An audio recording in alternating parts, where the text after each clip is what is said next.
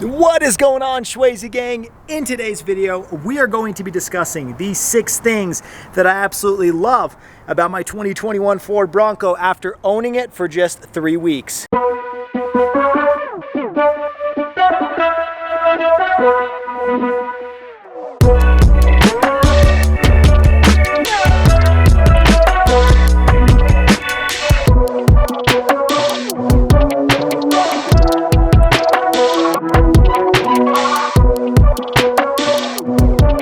Okay, now if you guys missed my last video, I talked about the 5 things I absolutely hate about my 2021 Bronco, and it's funny, a lot of you guys and girls were triggered by my comments, which I find it funny because the hate videos do on average double if not triple the views as these love videos, even though people love to hate on them. Nonetheless, we are going to be discussing things I absolutely love about this car. I mean, I have owned it for a little less than 3 weeks, and it has been an absolute joy to drive. It was actually kind of difficult to narrow down a list of items, but I'm going to do my best. Now, a side note, hopefully you guys can see me okay. It is extremely foggy, as you can see, or I should say, you can't see out in the distance because Utah right now has the worst air quality in the world. That is not even just an assumption, that is a plain fact. We have a lot of smoke from the fires coming out through California, Oregon. They went as far as to the East Coast. People in New York can see the smoke from these fires, but Utah, unfortunately, since it's so close, has suffered with a lot of the smoke. So technically, I am risking my life making this video today, but it's going to be worth it because I'm super excited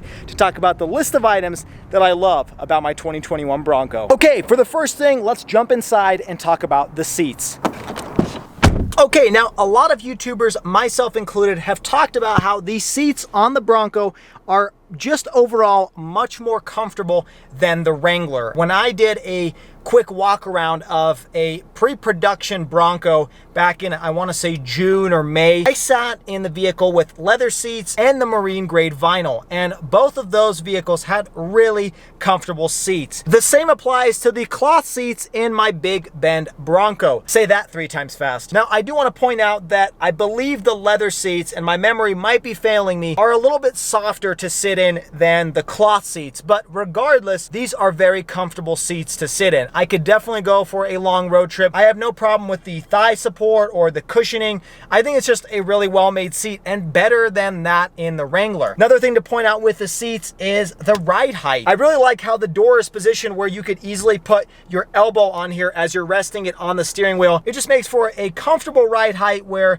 you're sitting pretty high up off the road, kind of a commanding view of the road in front of you. And you're also comfortable because your elbow is not too low on this armrest over here, but it is resting at the proper height. Another thing to point out with the seating position is I really enjoy the distance, as silly as this sounds, between the center arm console and the shifter. When this is in drive, you can actually rest your elbow on the arm console and put your hand where the shifter is, and it makes for a really comfortable driving experience. I feel like a lot of cars out there, the shifter is either too low, closer to the arm console, or too far away where you can't actually reach it, and it just kind of leaves your hand just hanging there. Whereas here you can rest it on the shifter, and it just makes for a comfortable experience with one hand over here and the other hand resting on the door. Again, pretty silly stuff to point out, but it's those little things that make it way more comfortable to drive in this car than perhaps a Wrangler or another off-road capable SUV. Okay, now for the second thing, I actually have to turn the car on to explain what I'm talking about. Okay, now the second thing I love about this car is the air conditioning system. Hopefully you guys can still hear me okay through the fan sound, but the AC on this car is very impressive. It is so impressive that I have actually seen some frost or condensation on the vents of the car. That is how cold it gets. Especially if you turn the max AC button, it is noticeably different and it does a very good job of cooling down the interior cabin. The one unfortunate thing is there are no rear vents behind the center arm console, but there are vents underneath the passenger and driver's seat, so you do have some airflow in the back. It's just not coming from the vents located right behind the center console. Either way, you can point one of the 4 vents up front towards the back, and that should do a pretty good job of cooling off the back. Okay, for the third thing I love about the Bronco, I have to jump outside. And that actually has to do with the sound of the door closing.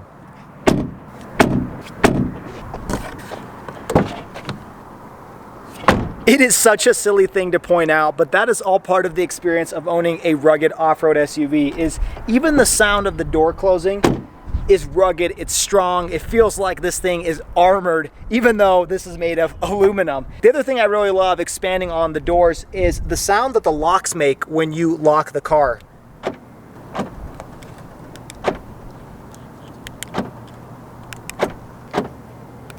It just has this kind of padlock sound to it, and I absolutely love the way it sounds when it closes and when it locks. Another thing to point out about the doors is something a lot of YouTubers have talked about, and that is the frameless windows. If you don't know, the Bronco has frameless windows because once you roll the window down, you can actually store all 4 doors in the trunk of the vehicle. Now that is a really cool feature to have, and the other reason I like it is when you have the soft top open and you have the frameless doors, you just have a little bit of a more open air experience. Okay, now for the number 4 thing that I love about the Bronco, we cannot ignore the looks of this car. Now, looks are subjective, that's obvious, but the majority of people love the looks of this car. I mean, every time I take this thing to a car show, people go a little bit crazy. If I have this parked next to the Hellcat, majority of the time people will actually gravitate towards this thing more than the Hellcat, obviously due to the fact that this is a very new vehicle that nobody has seen before. But the looks is actually one of the first reasons why I decided to purchase this car.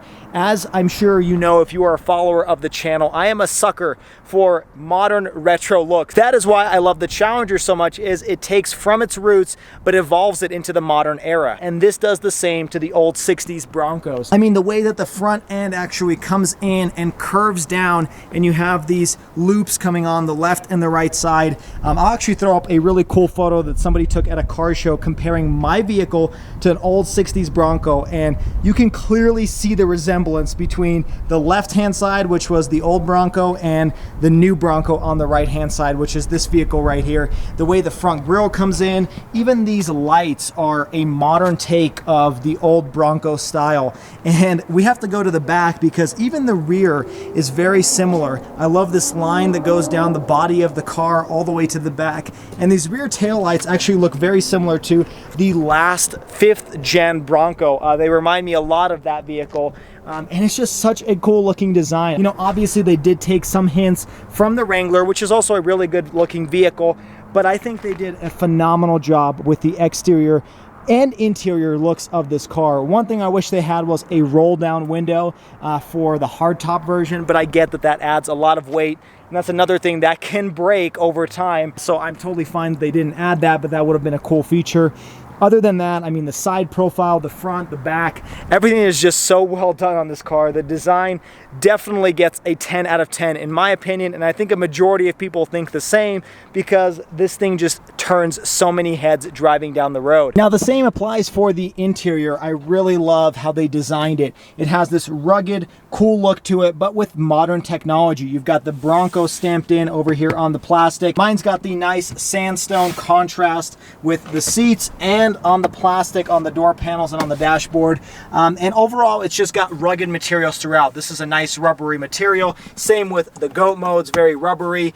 Everything is just meant to be durable, and the interior is, in my opinion, just as good as the exterior of the Bronco. Okay, now for the number 5 thing that I love about my Bronco, we're actually going to be talking soft top. Let me pop it open real quick.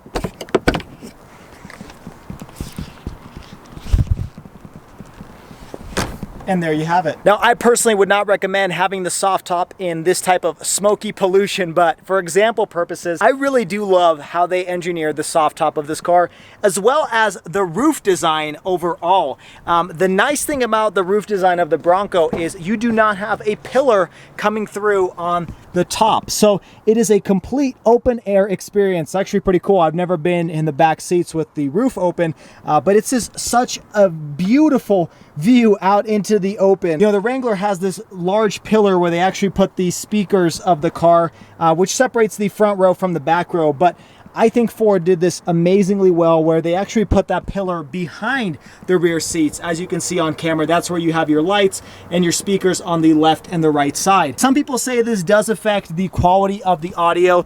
Personally, I think the audio is perfectly fine. Mine's just the bass speaker system, and I've never had any issues, but I'll talk about that in a future video. Aside from the roof design, which gives you this huge open air experience that really is unlike any other car, I actually really enjoy the soft top as well. You know, some people have been complaining about quality issues with some of the pieces not lining up very well or coming apart, and also a whistling sound.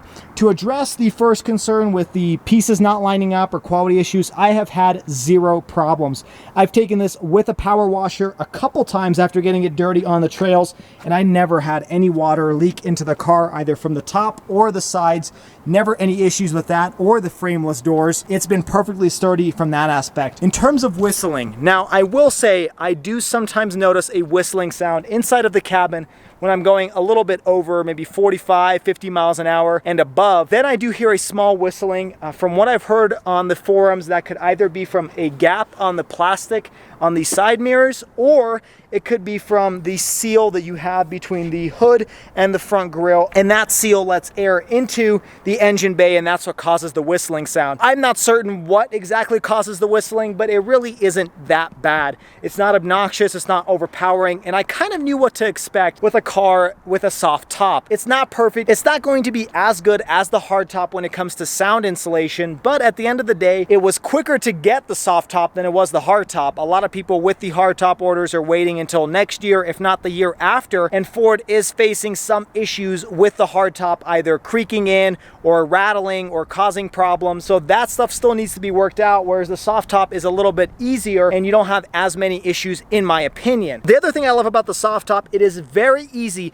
to open up this entire roof and just drive around with the open air experience. Now, I know with the hardtop you can unclamp some of the hinges and you can do the same thing and store the panels in the back, but to be able to do that, you kind of have to pull over, take the panels off, put them in the back seat, whereas this I can actually do at a stoplight by just unhooking the two hinges up near the front of the car, and then it opens up both rows. I just like that convenience. The hardtop just adds a few extra steps, but from an ease of use standpoint, the soft top is more convenient than the hardtop. And if that means I have to deal with a little bit of a louder interior cabin and a little bit of whistling, that's okay with me. Okay, now let's jump back into the car and talk about the sixth thing I love about my Bronco. All right, we'll keep the roof open just because it's such a cool experience, even though that means I might get lung cancer. Anyways, to talk about the sixth thing I love about this car, that actually has to do with technology. And I'm not just talking about some of the gadgetry, I'm talking about stuff that comes standard on this car that the Wrangler does not come standard with. For example, a keyless entry, air conditioning, automatic windows. Those are all things, at least as of a few years ago, that you had to pay for to get in the Wrangler that did not come on the base version. Now, mine is not the most basic Wrangler, but it is only a trim above the base. Mine is the Big Bend, and it came with a lot of features that come with the base, like the engine start stop button, like the air conditioning. In the 21st century, I can't believe there's a car available without air conditioning as the base version. I believe even a Mitsubishi Mirage, which may quite possibly be one of the cheapest vehicles you can buy in 2021, comes with air conditioning out of the bat. And the Bronco comes with automatic windows. What I like about the automatic windows on the Bronco is they are one-touch automatic up and down. Even my 2020 Hellcat does not have automatic up on the windows. You can push it once and it'll go down, but you have to hold that button to roll it up. And a lot of people find that pretty frustrating. My Toyota was the same, but the Bronco, you only push it once up and once down and the windows will do the rest of the work. So that is pretty cool. And that is something I did not pay for as an option. It just came with my Big Bend Bronco. The other thing in terms of technology is the display that you get right out of the gate. So this comes with an 8-inch display, whereas the Wrangler's upgraded screen is only 8.4 inches. If you get the upgraded screen in the Bronco, it is 12 inches wide. The other thing I love in terms of technology is the center display. Now, this is standard on all of the models, regardless of whether you get the base or the first edition. You have the same size of screen over here, and it's a really nice digital dash. You've got the analog speedometer over here, you got your engine oil temperature, and then the rest of it is all interactive using this cool digital display, which actually shows you the speed in terms of a bar that goes up and down along with the speedometer over here.